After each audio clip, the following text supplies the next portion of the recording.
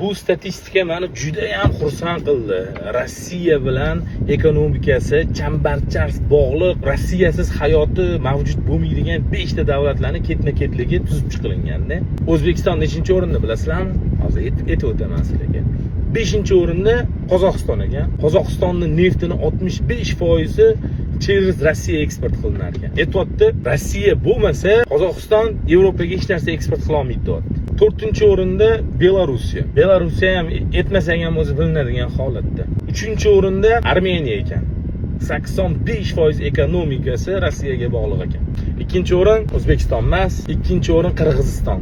Videoda aytibdi, har 3 ta odamdan bittasi Rossiyada ishlagani ketadi deyapti. Har bir davlat VVP'si bo'ladi-yu, o'shani 30% Rossiyadan pul o'tkazmalari orqali to'ldiriladi. Va nihoyat 1-o'rinda Tojikiston.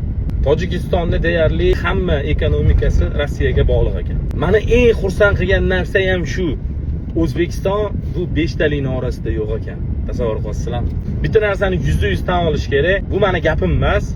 Ko'p siyosatchilar, ko'p iqtisodchilar aytayaptiki, O'zbekiston 2016-yilda mustaqillikka erishdi deyapti. Men prosta ularning gapiga qo'shilaman. 16-yildan keyin misli ko'rinmagan islohotlar bo'ldi. Misli ko'rilmagan. Bu yoshlar bu gaplarimni tushunmasligi mumkin. Men tengilar, mendan kattalar, mendan ozgina kichkinalar meni juda ham qattiq tushunadi. Yashasin O'zbekiston.